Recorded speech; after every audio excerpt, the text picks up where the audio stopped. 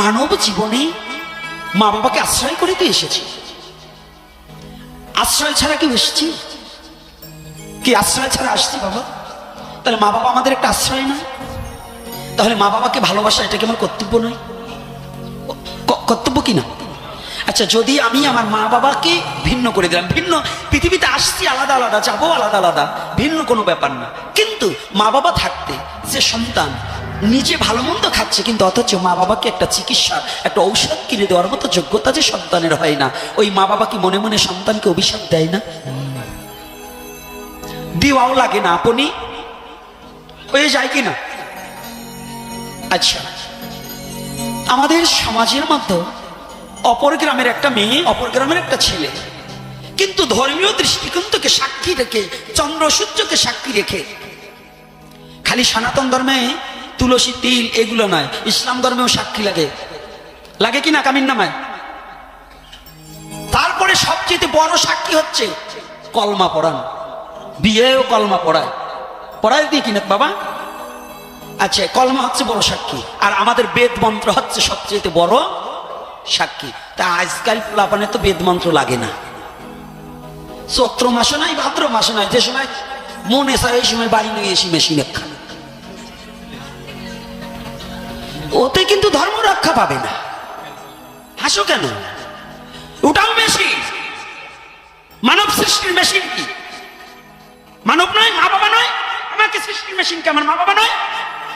ঈশ্বর হচ্ছে পরমাত্মা রূপে আমার মধ্যে অংশকলা রূপে দিয়ে দিয়েছেন তার শক্তি, আর এই চর্ম হাড় মাংস পিণ্ড ইহা হচ্ছে মা বাবার রজবীজে সৃষ্টি।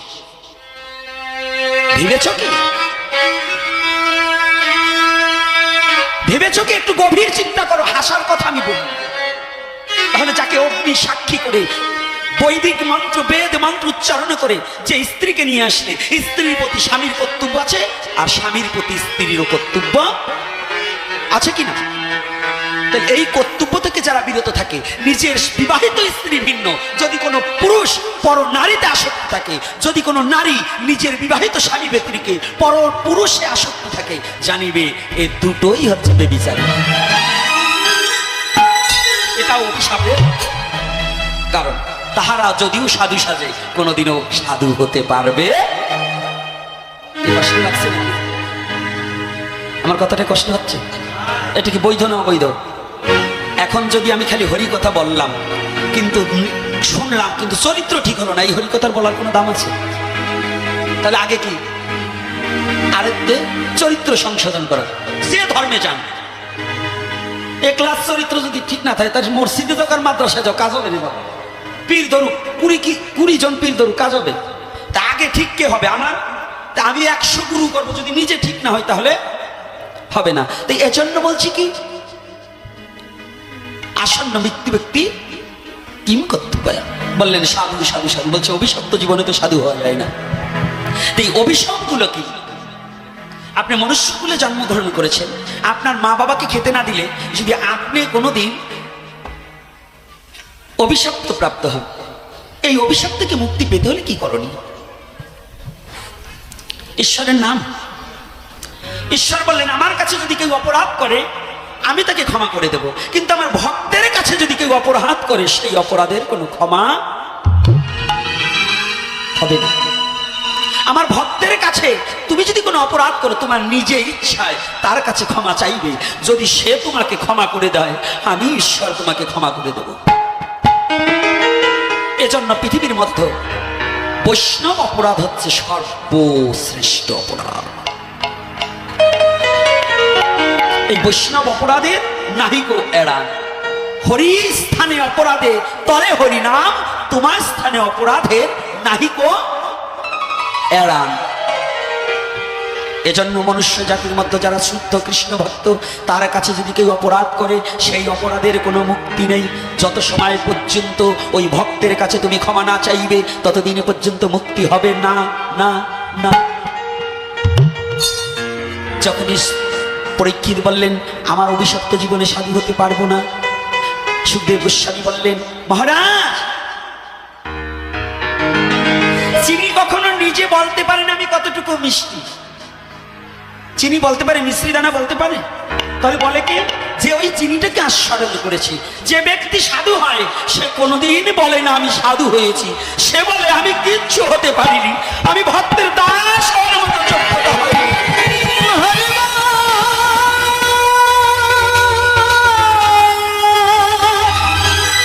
সে বলে আমি কিছু না। শুদ্ধ ভক্ত কোনোদিন তাকে বলাতে পারবেন না আমি ভক্ত হয়েছি। প্রকৃত একজন ব্রাহ্মণ সে কোনোদিন স্বীকার করবে না আমি ব্রাহ্মণ হয়েছি। সে কি বলবে জানেন? প্রকৃত ব্রাহ্মণ না বলে পারছি না। আমার জীবনের একটা দৃষ্টান্ত বলছি, একেবারে বাস্তব জীবনের ঘটনা। আমি যার উদাসে জন্মগ্রহণ করেছি, আমার বাবা তখন জীবিত আছে। আমার বাবার গুরুদেব খুলনা কাথলিতে ভবতারণ মুখার্জি, আমার হরিনাম দীক্ষার গুরুদেব। তো এই ভবতারণ মুখার্জি একদিন আমার জন্মমাটির স্থানে আসেন। আগের দিনে কিন্তু 10 টাকার চিনি কিনে সারা রাত কীর্তন করত। আর এখন পোলাও ভাত দিলেও ভক্ত পাওয়া যায় না। এখন টাকার অভাব নাই, কিন্তু ভক্তের অভাব হয়ে গেছে। আর তখন টাকার অভাব ছিল, কিন্তু শুদ্ধ ভক্তের অভাব ছিল না। একেবারে সত্য কথা বলবেন, একটু চিনি দিয়েও মানুষ রাত 2টো পর্যন্ত জাগতো না। আর এখন ভালো পোলাও ডাল রসা করলেও ভক্ত পাওয়া যায় না। তবু আজকে গাজীপুরের ভাগ্য ভালো, ভালো ভক্ত দূর থেকেও দেখছি কিছু এলো।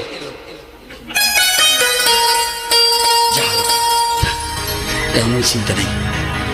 এইবার যখন বাবার গুরুদেব এসেছে, আসার পরে বাবা রাত্রে কীর্তন আরম্ভ হয়েছে। তা আমার বাবাও একটু কীর্তন করতেন। তা ছোটবেলায় আমি এবার একতারা বাজিয়ে বাবাকে সহযোগিতা করতাম। তা যখন একতারা বাজাচ্ছি,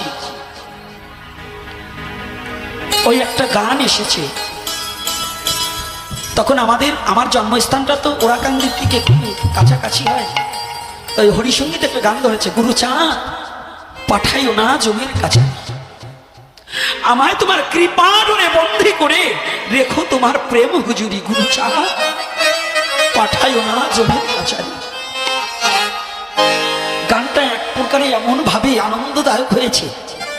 ওই ভবতারণ মুখার্জি যিনি একজন ব্রাহ্মণ, একজন গুরুদেব, সে কখন যে ওনার আসন ছেড়ে গিয়ে ওই শিষ্যর পা দুখানা জড়িয়ে ধরে কাঁদছে। রাধে,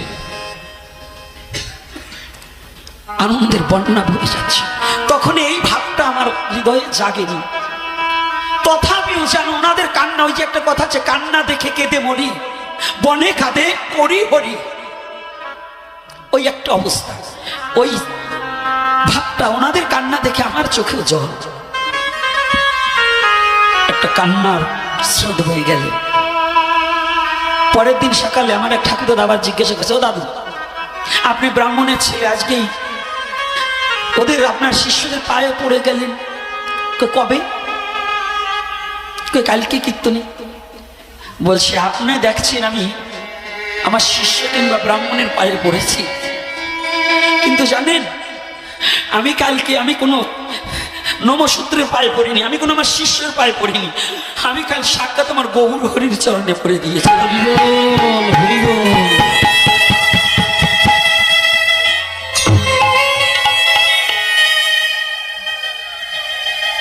আমি অন্য কারো পায়ে নয়, আমি আমার গৌর হরির পায়ে পড়েছি। কথাটা একটু ভালো করে বুঝতে হবে। তো কোন মার্গে গেলে পরে একজন গুরুদেব তার শিষ্যের চরণ দুখানা জড়িয়ে ধরতে পারে? এটা কি কোনো সাধারণ কথা হয়? আমার জীবনে এইটা একটা নিদর্শন। আমি যতদিন দেহে প্রাণ থাকবে এই কথাটাকে ভুলতে পারবো না, যে কখন একজন গুরু তার শিষ্যের চরণ জড়িয়ে ধরতে পারে। তখন সে এই দেহটাই থাকে, এই পরমাত্মাটা ঈশ্বরের কাছে চলে যায়। সে গুরুময় ব্রহ্মাণ্ড দেখে কিংবা ঈশ্বরময়, যেদিকে হরি সেদিকে হরি দেখে। এই যে অহংকার চূর্ণ না হল অব্দি কত জীবনে কোনো কিছু ঘটে না। তো বললেন তাহলে সাধু চিনা যায় কে? যেজন সাধু কোনোদিন বলতে পারবে না আমি সাধু পেয়েছি। তাহলে সাধু বোঝা যায় কি করে? ওনার সঙ্গ করিতে করিতে পাশের লোক যদি তার সঙ্গ করিলে তার আনন্দ হয়, তার চরিত্র পরিবর্তন হয়ে যায়, তখনই বুঝবে ওই ব্যক্তিটাই সৎ ব্যক্তি, ওর আচরণেই মানুষ আনন্দ পায়। এজন্য ঠাকুর অনুকূলচন্দ্র একটা কথা বলেছে। কি বলেছে জানেন? চাউনি তোমার মিষ্টি করো, মিষ্টি করো ভাষা, চলন তোমার মিষ্টি করে ঘুচাও সবার ব্যথা।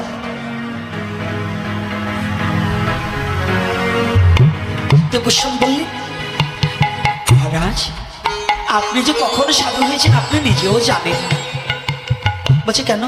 বলছে আপনার পিতামহর চেয়েও ভালো উত্তম কথা আপনি বলিয়াছেন। মহারাজ, পরীক্ষিতের পিতামহ কে গো? পিতামহ চিনেন? মানে ঠাকুর দাদা। পরীক্ষিতের ঠাকুর দাদার নাম কি? বাহ, এতগুলো ব্যক্তির মধ্যে একজন মুখ খুললেন, অর্জুন। অর্জুনের নাতি ছেলের নাম হচ্ছে পরীক্ষিত, তাই তো? আর নাতির ঘরের ছেলের নাম হচ্ছে জন্মেজয়। তোমার পিতামহর চেয়ে, অর্জুনের চেয়েও তুমি ভালো কথা বলিয়াছ। যে ভগবানের বন্ধু, ভগবানের সখা, তার চেয়ে ভালো কথা কি বললেন? অর্জুনের মধ্যে শ্রীমদ্ ভগবত গীতায় বললেন, নররূপে আমি অর্জুন। ভগবান কে কথা বলেনি? নররূপে আমি অর্জুন। সেই অর্জুনের চেয়েও ভালো কথা বললেন। কি ভালো কথা বলছেন? বলছেন, মহারাজ, আপনার পিতামহ যার রথের সারথি ভগবান কৃষ্ণ দয়াময়, তার পক্ষে মঙ্গল মঙ্গলের কি বা রয়ে ভয়।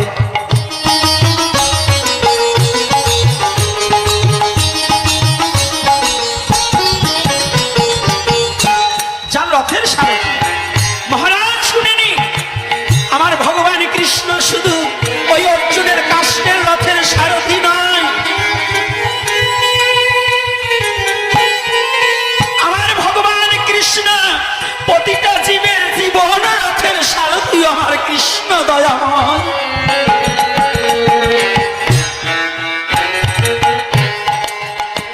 সেই অর্জুন বলছে, আমার পক্ষে কোনটা মঙ্গল হবে? মঙ্গলময় হরি যার রথের সারথি, তার কি আর মঙ্গল চিন্তা করার প্রয়োজন আছে? মঙ্গলময় কে? আমার ভগবান। তো যার কাছে সে মঙ্গল খুঁজছে। এইবার নির্বাচিত হয়ে গেছে। আর আপনি বলছেন কি জানেন? কর্তব্য কর্মের কথা। তো জগতে কর্তব্য পরায়ণতা হতে হবে। তো কর্তব্য কাকে বলছে? আপনি অন্য গ্রামে সাধুগিরি করতে গেলেন, নিজের ঘরকে ঠিক রাখলেন, এটা তো সাধুগিরি নয়। আমার কথাটা কিন্তু একটু ব্যতিক্রম, কষ্ট পাবেন না। আনছেন যখন দুটো সত্য কথা শুনতেই হবে, জেনে শুনেই তো আনছেন। তাহলে সত্য দুটো কথা না বলে পারছি না। কর্তব্য কি? পিতৃত্ব কর্তব্য, মাতৃত্ব কর্তব্য, পুত্রত্ব কর্তব্য, বন্ধুত্ব কর্তব্য আছে না? প্রতিটা ব্যক্তির কর্তব্য আছে কিনা? ভাই ভাইয়ের প্রতি কর্তব্য আছে না? স্বামী স্ত্রীর প্রতি কর্তব্য আছে না? বাবা ছেলের প্রতি কর্তব্য আছে, ছেলের বাবার প্রতি কর্তব্য আছে। সবাই শুধু আমরা ছেলের কর্তব্য খুঁজি, কিন্তু বাবা মায়ের যে কর্তব্য আছে এটা কি খুঁজি? বাবা মায়ের কর্তব্য নাই, আছে কিনা? ইসলামে বললেন সে একজন প্রকৃত মা বাবা কি? তার ছেলেকে যদি দিনের শিক্ষা দিতে পারে। আর সনাতন ধর্মে বললেন ধর্মবিহীন মনুষ্য পশু তুল্য। কি? সে প্রকৃত পিতামাতা যে তার সন্তানটাকে ধর্মের পথে নিযুক্ত করতে পারে। সন্তান জন্ম দিলে যদি তোমার সন্তানটাকে ধর্মের পথে না নিতে পারো, তাহলে তুমি প্রকৃত পিতামাতা নও। আচ্ছা, আমরা এই যে যারা এসেছি, আপনাদের দেশে অনেকদিন ধরে আসি না, আমরা তো ছেলে মেয়েকে শিক্ষিত করবার চাই, ছেলে মেয়েকে বড় চাকরিজীবী করতে চাই, ভালো ঘর বাড়ি করে দিতে চাই, জায়গা জমি করে দিতে চাই। কয়জন মা বাবা আছি যে আমার ছেলেকে আমি সাধু করব? আছি? আরো সাধু পথে গেলে বাধা দিই। কি কে বলছে নাই? বাবা আপনি জানেন না, এই পৃথিবীর মধ্যে যত ধর্ম আছে তার মধ্যে শিক্ষিত জাতি ছিল এই সনাতনী, কিন্তু এরা আইছে ছিল, সেটা উঠিয়ে ফেলছে। আপনি জানেন না হয়তো ইতিহাস। আমাদের টোলা ছিল, গুরুগৃহ ছিল, প্রতিটা সেগুলো এই জাতিতে নিজেরা হিংসার কবলে করে উঠিয়ে ফেলেছে। কি উঠিয়ে ফেলছে না? বলুন সত্য কথা কিনা? আমাদের টোল ছিল না? আচ্ছা, গুরুগৃহ ছিল না? সেটা কোথায় গেল? কেন আমাদের কেন এটা করেছে জানেন? এই জাতিকে মূর্খ তৈরি করার জন্য কিছু স্বার্থান্বেষী ব্যক্তিরা এইগুলোকে আস্তে আস্তে করায়ত্ত করে তারা ছাড়া আর অন্য কোনো জাতি পড়তে পারবে না। কি কষ্ট হচ্ছে নাকি আমার এই কথাটা? না মিথ্যা বলছি? বলুন তাহলে সেই জাতি এত শিক্ষিত জাতি, যেখানে আজকে আমি যেখানে কথাটা বলছি, তাহলে কর্তব্য পরায়ণতা। আপনার ছেলেকে চোর বাটপার তৈরি করার জন্য প্রস্তুত, কিন্তু একটা সাধু তৈরি করার জন্য প্রস্তুত নই। তাহলে ছেলেকে যদি আপনি ধর্ম, আরে সাধু হলেই বিয়ে করতে পারবে না এমন কোনো কথা না। আপনার ছেলে বিয়ে করবে, ছেলে মেয়ে জন্মাবে, অসুবিধা কি, তবু যেন ধর্মীয় লাইনে থাকে। আর যদি ওর ভাগ্যে সেই কি হয়, আরে মুসলমানদের মধ্যেও যে বিয়ে করবে, করতেই হবে। কেউ কেউ বলছে বিয়ে না করলে নবী তাকে শাফায়াত করবে না। ও হাদিসে এক পৃষ্ঠে বলছে, আর এক পৃষ্ঠে পরেই নাই।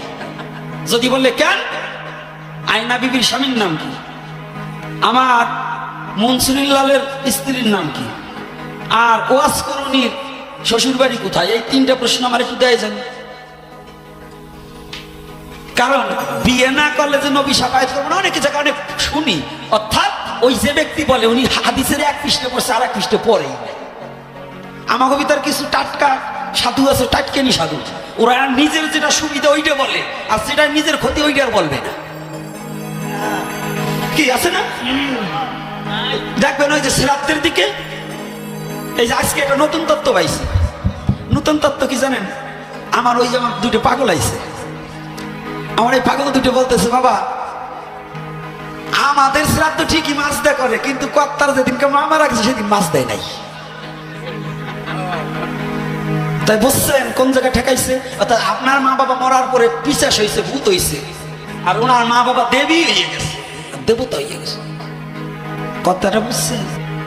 এইটা এখন যদি এই নম জায়তার অন্যান্য জায়তের যাদেরকে ঠকাচ্ছে এই বোধগম্য না হয়, এই শুয়োরের চামড়া আর কোনোদিন পাতলা হবে না। অর্থাৎ যারা এখনো ঠকায়, তার মা মারা গেলে নিরামিষ শ্রাদ্ধ করা হয়, আর আমার মা মারা গেলে বলে মাছ লাগবে এই জায়গায়। তাহলে এরা কত বড় চোর, কত বড় ঠকবাজ, কত বড় বেঈমান জাতির সাথে বেঈমানি করছে, এদের সঙ্গ করাও পাপ।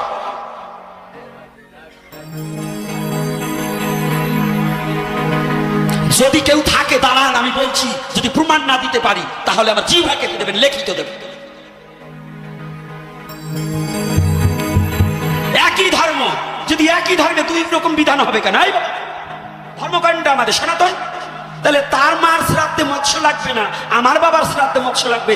এই ওনার জন্য আমার জন্য কি বেদ আলাদা নাকি? ভাই কি আলাদা না? কথা বলেন না কেন? এখন সাউন্ড দেবেন না, কারণ আমি জানি এখনো মন পরিষ্কার হয় নাই আপনাদের। যতই ভাগবত দেন আর কীর্তন 15 দিন, 1 মাস দেন, 1 মাস ভাগবত দেন, টাকা হয়েছে পয়সার কামড়ে ভাগবত দেওয়া শিখছে আর কীর্তন দেওয়া শিখছে। এখন এই সনাতনী জাতি পয়সার কামড়ে দেয়, কিন্তু হৃদয় দিয়ে ভালোবাসে না ধর্মকে। কারণ হৃদয় দিয়ে ভালোবাসতে হলে ধর্মের শাস্ত্রের অনুধাবন করতে হবে এবং তাকে মান্য করতে হবে। খালি মুখে মুখে পয়সা হয়েছে, ওই গ্রামে কীর্তন দিচ্ছে আমিও দেবো, খালি দলাদলি এক গ্রামে 3 ক্যান্সার কীর্তন শুরু করছে, একটারও কীর্তন হয় না, খালি হিংসা বাড়ে। শয়তানিটা শুরু করছে, কিন্তু শয়তান মুক্ত হয় না। রাগ করছেন নাকি?